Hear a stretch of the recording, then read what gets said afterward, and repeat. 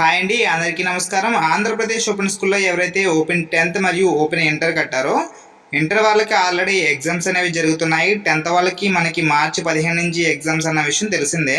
కాకపోతే ఇప్పుడు ఫెయిల్ అయితే డెఫినెట్లీగా సప్లీలో పాస్ చేస్తారని ఎక్కువ మంది క్వశ్చన్ అయితే రేస్ చేస్తున్నారన్నమాట. కామెంట్ సెక్షన్లో కూడా ఎక్కువ క్వశ్చన్ అదే వస్తుంది.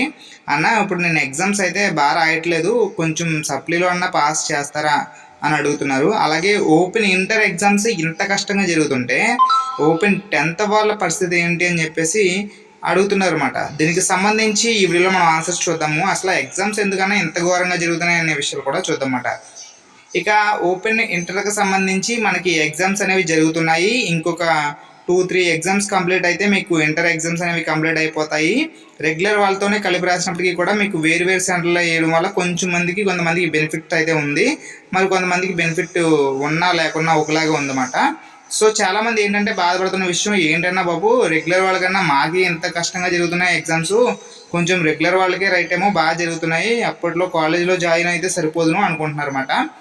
అలా ఏం కాదండి, అందరికీ ఒకలాగే జరుగుతున్నాయి ఎగ్జామ్స్. బట్ ఏంటంటే మీరు రెగ్యులర్ వాళ్ళతో కలిపి రాయడం వల్ల మీకు కొంచెం కష్టంగా అనిపిస్తుంది. అండ్ ఏంటంటే మీరు కొంచెం హయ్యర్ ఎక్స్పెక్టేషన్ చేసి ఉంటారు. బట్ ఏంటంటే ఇక్కడ సాడ్ రియాలిటీ ఎలా ఉందన్నమాట.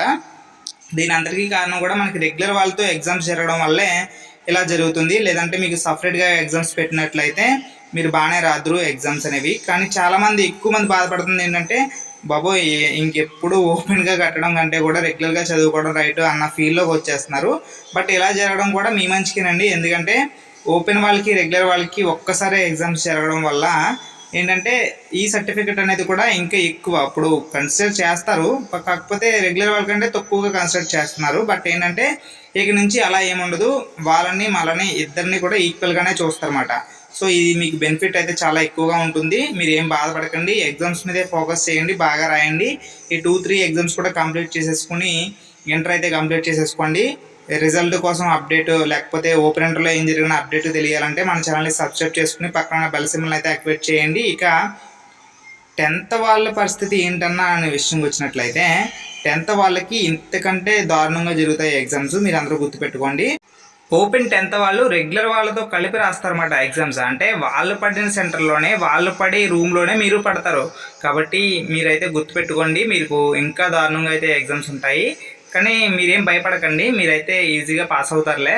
ఈజీగా పాస్ అవుతావు ఏంటంటావన్నా, నువ్వు ఎలా పాస్ అవుతావన్నా ఇలా రాస్తే అనుకోవచ్చు. మీరేమీ భయపడకండి, ఎందుకంటే మీరు కొంచెం అటెంప్ట్ చేసినా కూడా మిమ్మల్ని పాస్ చేసే ఛాన్స్ ఎక్కువ ఉంటుంది రెగ్యులర్ వాళ్ళతో పోల్చుకుంటే.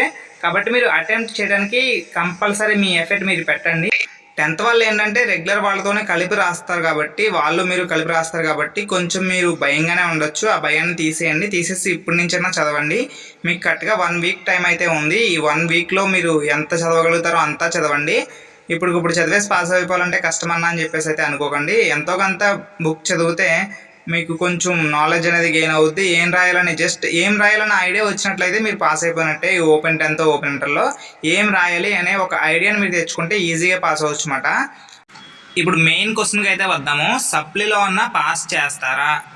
సప్లీలో పాస్ అయ్యే ఛాన్స్ చాలా ఎక్కువగా ఉంటుందండి. ఇప్పుడు నేను మీకు 50% ఛాన్స్ ఇస్తే సప్లీలో మీరు పాస్ అయ్యే ఛాన్స్ 80% పైగానే ఇవ్వగలమాట. సో మీరు ఇప్పుడు ఫెయిల్ అయినా సప్లీ ఎగ్జామ్లో డెఫినెట్లీగా పాస్ అవుతారు.